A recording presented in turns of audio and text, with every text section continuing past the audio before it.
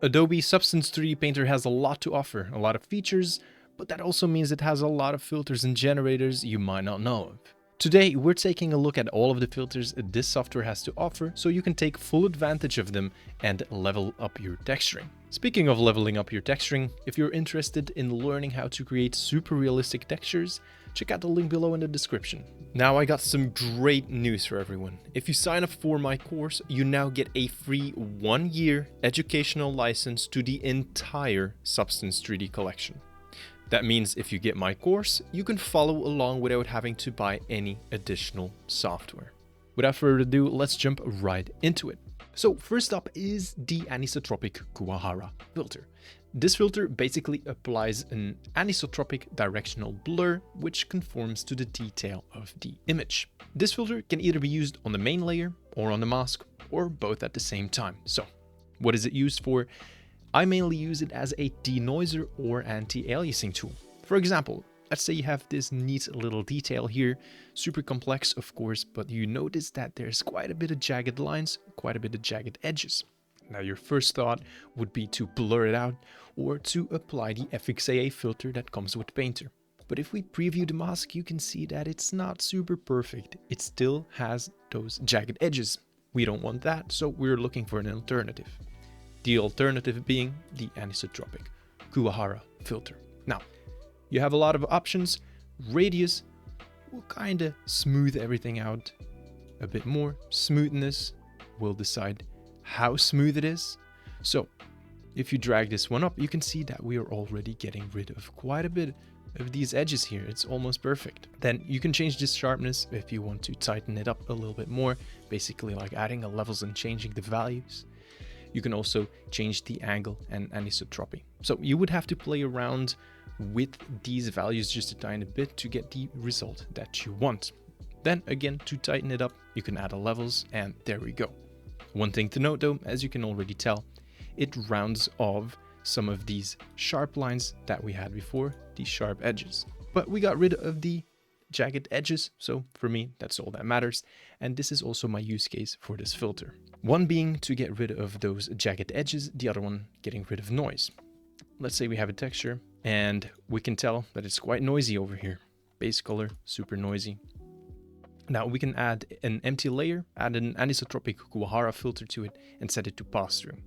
Pass through will basically apply it to all the layers below. So we enable the layer, enable the filter, and then we play around with the settings just a tiny bit to get rid of those small noisy details. So as you can see, if we zoom out and in, it gets rid of quite a bit of noise, but it also makes your textures a little bit blurry. But again, you can change the sharpness, you can add a sharpen filter, etc. if that's the effect you're going for. It can also be used to create stylized materials. So if you have a wood material, for example, and you add an Anisotropic Kuwahara, it kind of makes it look a little bit more painterly, a little bit more stylized. Next filter is the baked lighting filters. You have two options here, baked lighting stylized and baked lighting environment. This basically bakes all the highlights and shadows into your model. So if we add the baked lighting environment standard, it will not come with an environment map, but you can simply drag in any environment map that you would like. For example, Studio Tomoko here, you can change up the angle, reset it to default, change up the angle of the highlights, and you can see that it bakes a highlight and bakes the shadows to whatever rotation you put your environment map to. This almost looks like you're in the material preview with the lighting, but it's not, you're actually in the base color.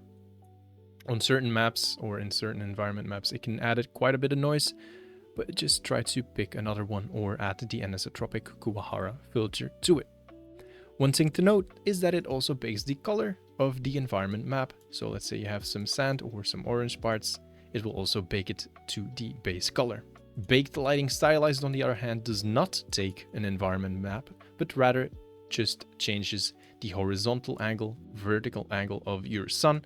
You can change the intensity, color of your sun, color of your sky, etc.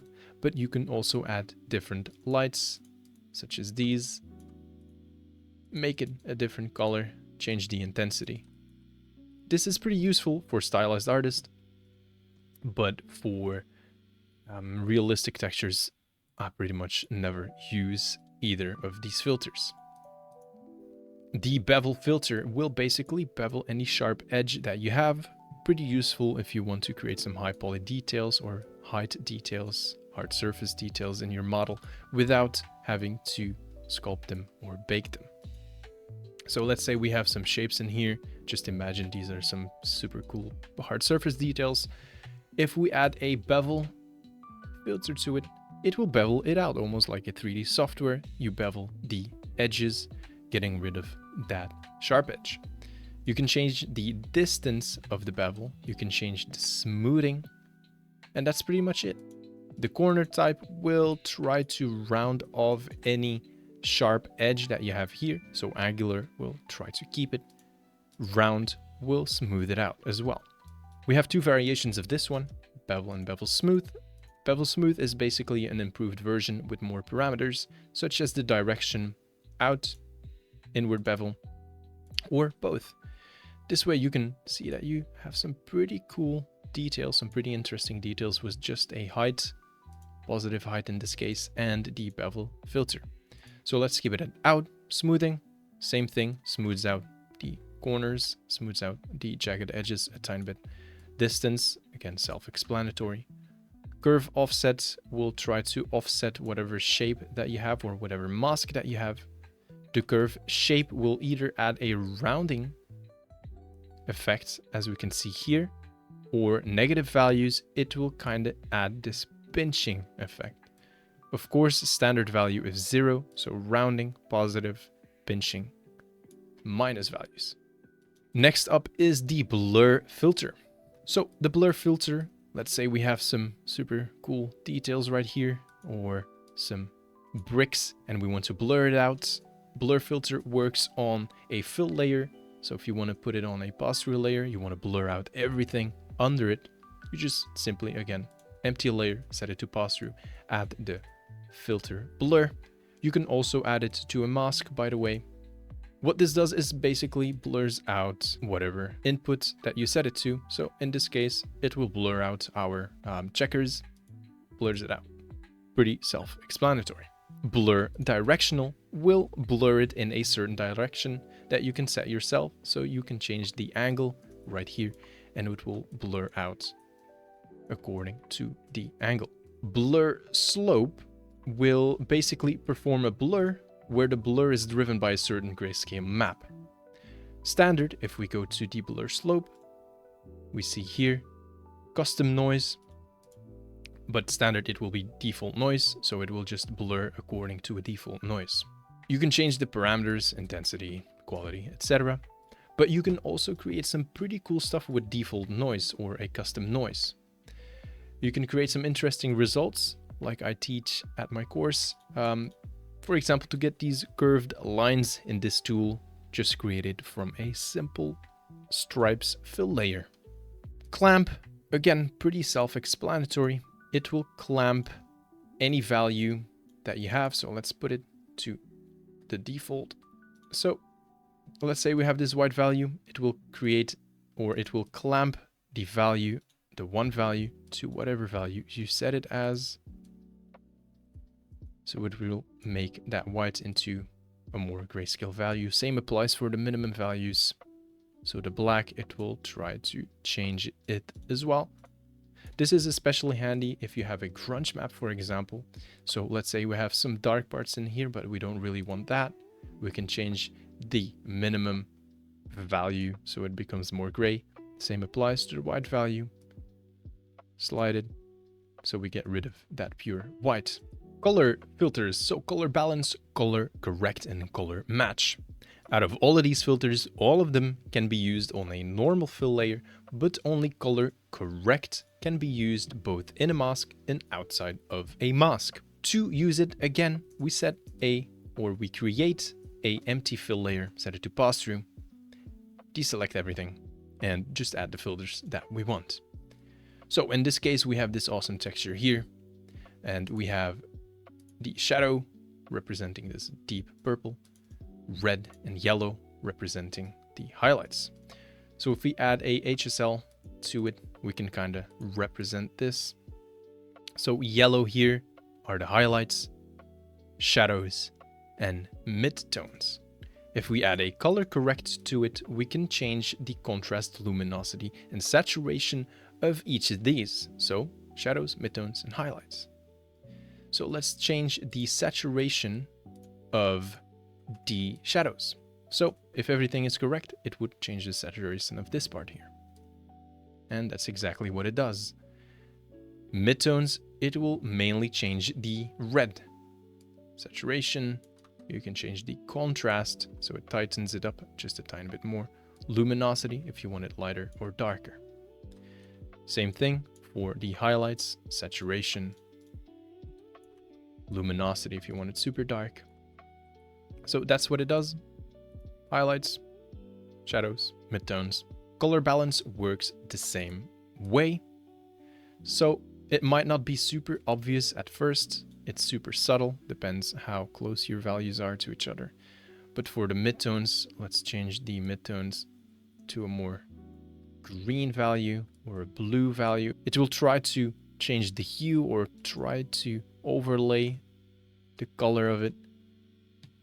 Let's change the shadows to more green. You can kind of see that it changes to a more green hue. Might not be super visible, but it's there. It's nice to look development your entire layer stack. Let's say you have a bunch of layers, a bunch of textures in there, and you play around with the color correct and color balance. You can change the look of your texture or material quite fast with just a single pass-through layer. Color match, honestly, never really used this one at all, ever in my life. This filter tries to match the source color range to a target color range with support for input slots to define the source and target. I tried it, doesn't really do what it advertises, but yeah, you're probably not missing out on a whole lot. In this example, I tried to use the source color, this yellow value here, and I tried to match it to the shadow, but yeah, never really used that one. Contrast and luminosity.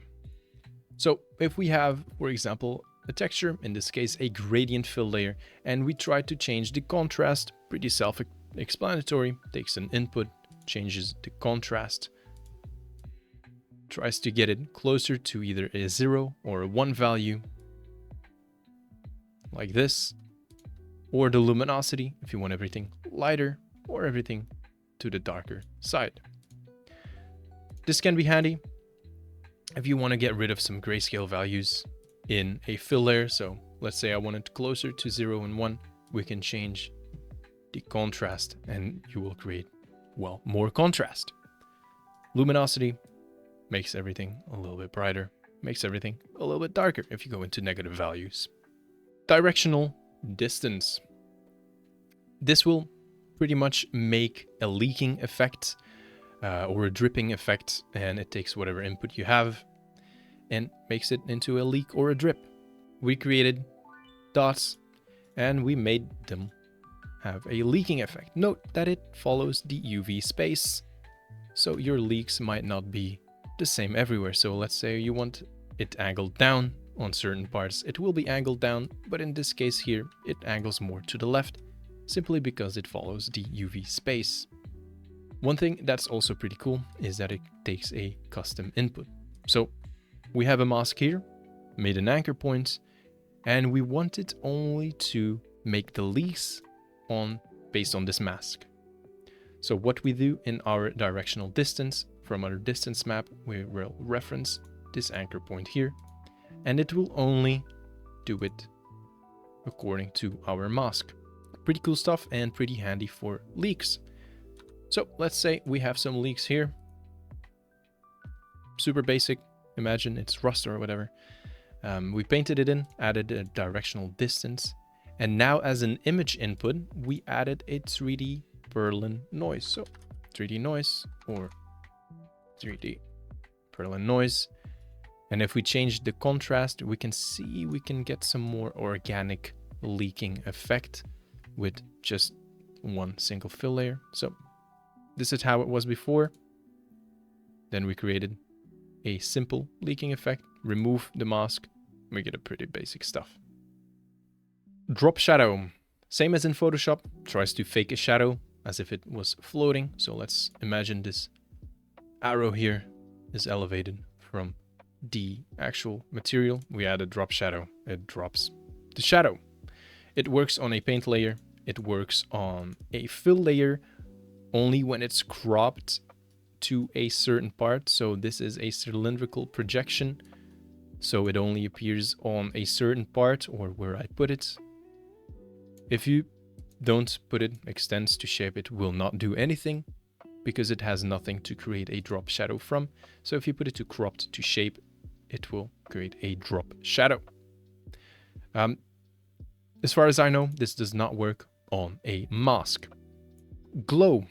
Pretty self-explanatory again, makes a paint layer glow. So if we enable the glow filter, you can set the color, opacity, spread, width, etc. You also can change the mode. But here we can see we can use it on a mask. So let's say we have this arrow here on a mask, simple paint layer, and we can make it glow as well. Change the same settings, spread, etc. Fill area, color, and fill area mask. Well, this filter is used when you've painted an outline of something and you want that to be filled up. For example, color is used in this example here. And when I enable it, it will try to close whatever area I've painted or whatever outline I've painted. You can change the color mode to a uniform color, and you can change the color to whatever you like. Now, we have an option here, UV border behavior. This will try to close your outline if you've painted it over a UV seam. So there's a seam here. I painted a circle that crosses over two UV islands. Enabling this will try to close this area off as well. And as it says, it's unstable, so you might not get the results that you want. It will do it over two, even multiple when it's closed, but here you can see that it's filling up this area here. That's why it says unstable, so use at your own risk. We have two variations of this one as well, fill area color and fill area mask. Mask will do the exact same thing, but in a mask. Next up, we have one of my favorite filters, which is the gradient filter. This filter is amazing, like genuinely amazing. You can get some super fast color variations in your base textures. You can create effects such as heat-treated metal, welds, etc. I also use this filter a ton in my texturing course to get some base variation in there, some base color variation, and also created a rust material from scratch using this exact filter. And once you unlock its true potential, it will elevate your texturing game a lot, trust me. Now, how does this work? It's pretty much like a histogram or the gradient filter in Photoshop. You have positions here, so let's imagine position or location in Photoshop 0, you have location 0.5 or location 50, and you have location 100. Now it needs a black and white texture or a black and white mask. So what do we do first is basically create the mask itself. Of course, you would create a very complex mask or something more complex than just the gradient here, but this is just to showcase the positions. After that, you want to anchor it so you can reference it in the layer above. You can disable this layer, we don't need it, we just need the mask. So, the gradient filter. Add a fill layer that references your mask. So, in this case, the gradient, I fill it, and then it should look like this until you add the gradient filter on top. Now, the gradient filter, some options, not a whole lot, but you can select the color quantity and then you can select which color you would like. In this case, I have red, blue, and green. The positions pretty much reflect what I just explained. So position 0 is black, so every black value will represent the red. Position 0, red. Position 1, green. Position 0.5, blue. Now this won't 100% match what you will have in Photoshop due to the different color space, so the positions might be a bit shifted, but it's the same principle. If you move the position up, it will shift the color. Same for blue, it will shift it more towards whatever position you set it as. Same for the green or whatever color you want. So any black values will be mapped to red, 0.5, somewhere in the blue range, and 1 is green, as we can see here. So if you have a complex mask, you can create some super awesome textures. You can create rust, super simple, heat-treated metal, welds, procedural welds. It adds a ton of color variation, even if it's subtle. It's a super handy tool to have, and it's super customizable as well to get some base variation in there. Next up is the gradient curve.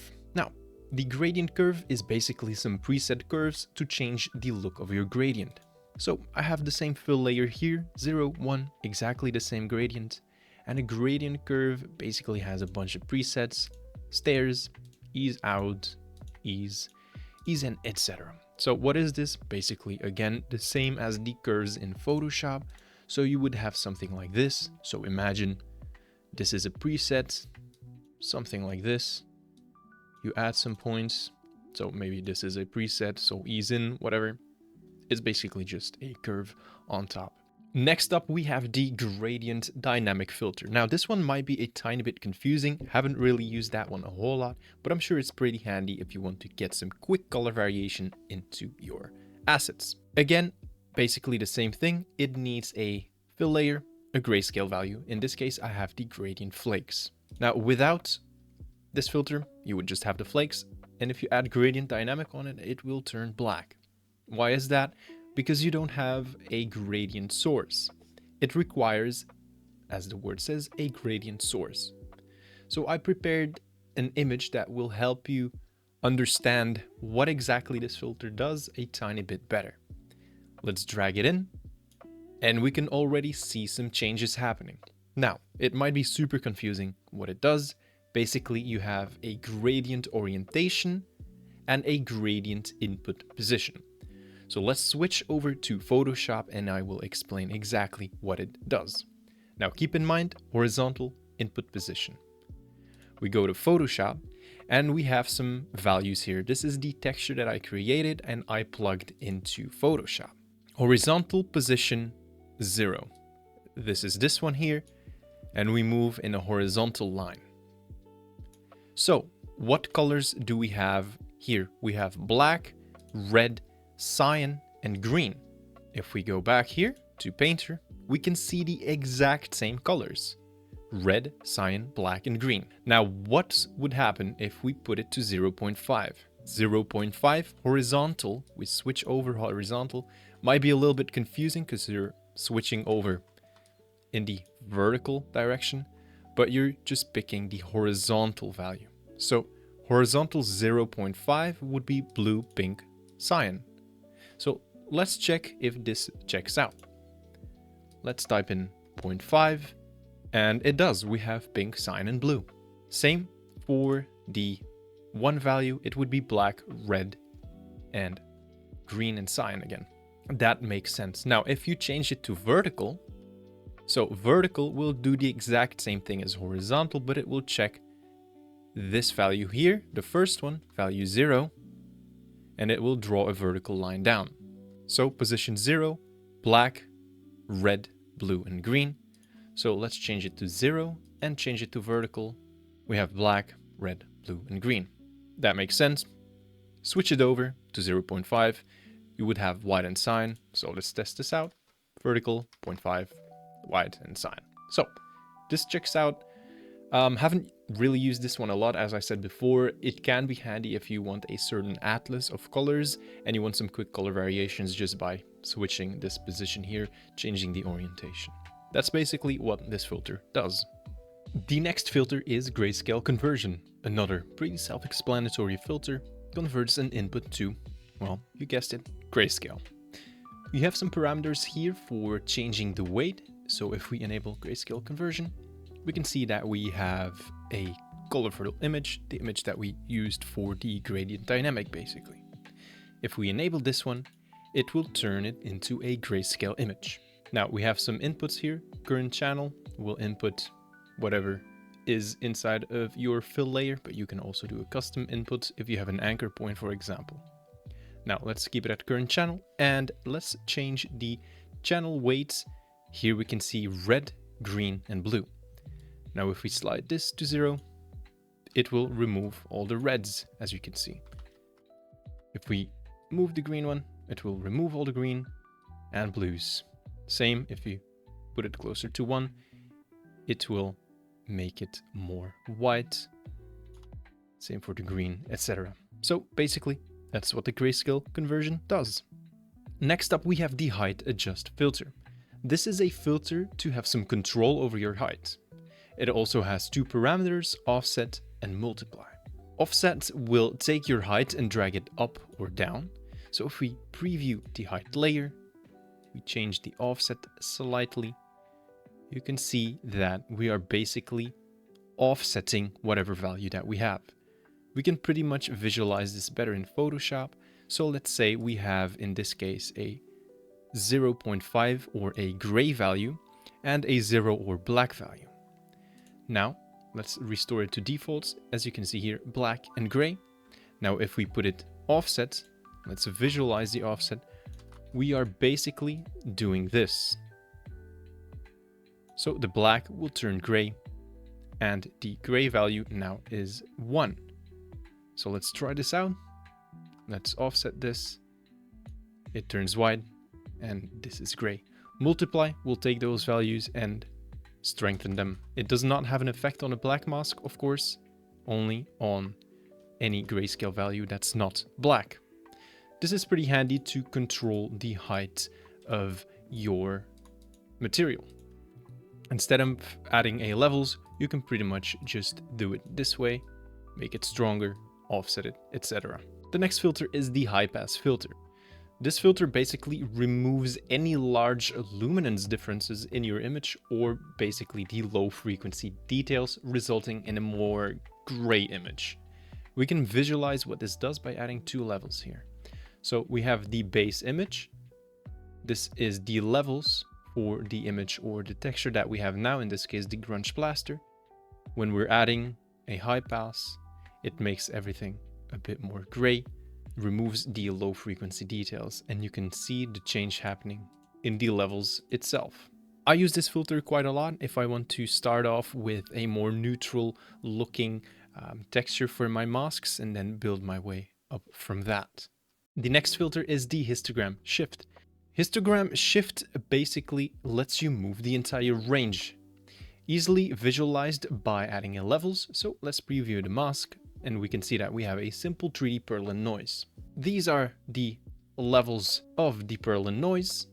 If we shift it, we will basically drag the entire range to either one direction, almost like a scrolling effect. So let's move this further a tiny bit more. We can see that it's moved even more. We can visualize this by setting this to default, and instead of the Perlin noise, let's take a gradient, for example, and let's drag this. You can see that we are shifting the ranges of the levels or the values. This is especially handy if you have something like a Cells 4 or something where you want more color variation in there, or a different variation rather, and you shift it, then you get some different variations in there. Histogram Scan. So the position parameter will grow or shrink the range with a slider. So these are the levels of this Perlin noise. We have a histogram scan, so you can kind of see what this does. Now let's visualize it in real time here by the levels. Let's drag it to a certain value, enable and disable. You can see it almost scales it in one direction, and if we do it away from the 0.5, you can see that it almost scales it in the opposite direction, almost as if you're taking this part here, and if you drag it, you're almost doing this basically, or if you're dragging the other way closer or smaller than 0.5, you're basically doing this. So this is what the histogram scan does. The next filter is the HSL filter, or the hue, saturation and lightness. This one, pretty straightforward. It will change the HSL of whatever input you give it. So for this example, I have the colorful lines again. We add an HSL. We can change the hue, the saturation, and the lightness. So this is pretty handy if you want to look development a bunch of layers on your textures. Let's say you have a rust material, you kind of want to make it darker, a little bit more saturated. What I would do is I would have a bunch of layers, and on the top layer I would create a new one, set it to empty, set it to pass through, and add the HSL filter. Pretty basic, but super easy to look dev your material. Let's move on to the invert layer. Now, invert filter rather, will invert whatever you have. Pretty straightforward. Once again, invert. It will invert your selection, works on a mask as well. Now, if we want to visualize this, we can add a levels and enable this one. This is the original. If we press invert, we will get the exact same result. Next on the list is the mask outline. Mask outline will, well, once again, super straightforward, outline the mask or give your mask an outline. If you enable it, boom, it has an outline. You have some parameters here such as width, blur, curve shape, etc. Next on the list is the mirror filter. Mirror filter will mirror whatever you have. So let's say we have a little smiley face and we want to mirror it on the other side. Let me just enable the material here. If we want to mirror it and we enable it and we don't see anything, that's because we want to pretty much visualize what we're doing. So once again, this works on the UV space. So if we go to 2D view and we set the display debug, we can see exactly where it's going to mirror. So we can change the offset of this. Now our smiley face is on this part here. We wanted to set it on this part. So we would change the offset and we have a mirrored smiley. You can change the modes like mirror axis, Y, etc. and it will flip the axis. Pretty simple stuff, works on a fill layer, works on a mask. PBR Validate filter. Now, this filter will give you a visual representation if your material conforms to the rules of PBR. If it's green, you have nothing to worry about. On the other hand, if it's red, then that means some values might be off. For example, let's say we built this super cool metal here and it's pretty much pitch black. A super black metal is a no-go, so if we enable this one, it will turn red. Now, on the other hand, let's change up the roughness a bit, change the color here to example like some kind of steel. Let's say this is steel, and PBR Validate will give us a green light, and we're ready to proceed or export to Unreal Engine or whatever engine we have, and the reflectivity and your material will look great. Next up, we have the Pixelate filter. This filter will pixelate whatever layer you have. For example, set it to a pass-through. Every layer or folder underneath, it will pixelate, giving you that true Minecraft look. The next filter, Posterize, reduces the total amount of colors or values of your layers. This also applies to all channels. If you select it, it will default to color, but you can select roughness, height, etc. Quantize, similar to Posterize, it will reduce the amount of colors displayed. It has a little bit more parameters here, such as color smoothing, dithering, etc. But basically it reduces the amount of colors displayed on your material. Sharpen will sharpen your textures for that extra deep fried look with some parameters here, such as sharpen intensity, so use it wisely. The Stylization filter will try to stylize whatever material you have. It has a ton of presets available for you to test out, so play around with it if you want your material to look stylized. The Smooth Step filter is basically used to remap grayscale values. It compresses or expands the grayscale values between two threshold points, low and high. As we can see here, minimum and maximum in this case. Values below the low point become black or 0. Values above the high point become fully white, and values in between are remapped smoothly. Now, this is extremely useful if you want to sharpen soft edges in a map, for example. So let's go over an example. Minimum 0.2, so any values under 0.2 will turn black. So let's see if this is the case, 0.2, and that's correct. Now let's say we want to make 0.5 disappear. We will drag it to 0.5 and it should disappear as well. Same here for 0.7 and it should disappear. The threshold filter converts a grayscale mask into a hard black and white or linear mask based on a single cutoff value. So if you set the mode greater or equal, then for example, any values that are greater or equal set to the value of the threshold will turn white and the rest will turn black. So let's give it an example. 0.2, anything greater or equal than 0.4 will remain white. Same applies to if I turn it higher than 0.5, any values higher than 0.5 will remain white. The same is valid as well with the other modes such as lower.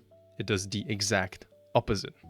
The transform filter. It gives you some options to transform your mask, such as descaling in the Y, offset and offset in the Y. Also rotation. Just be mindful, once again, this happens in the UV space. The warp filter will basically warp your mask or whatever you have, your texture, with a default noise, a custom noise, or a previous input, similar to the blur slope filter. So that was it for all the Substance Painter filters. I might have missed a few, such as the Triplanar Advanced, but I'm not sure a lot of people use that one. I definitely don't. And the matte finish ones, those are pretty straightforward. They just add a certain look to your material, nothing too crazy. So I hope you enjoyed this video. Leave a like, a comment, and make sure to subscribe for more of these informative videos. And I'll catch you on the next one.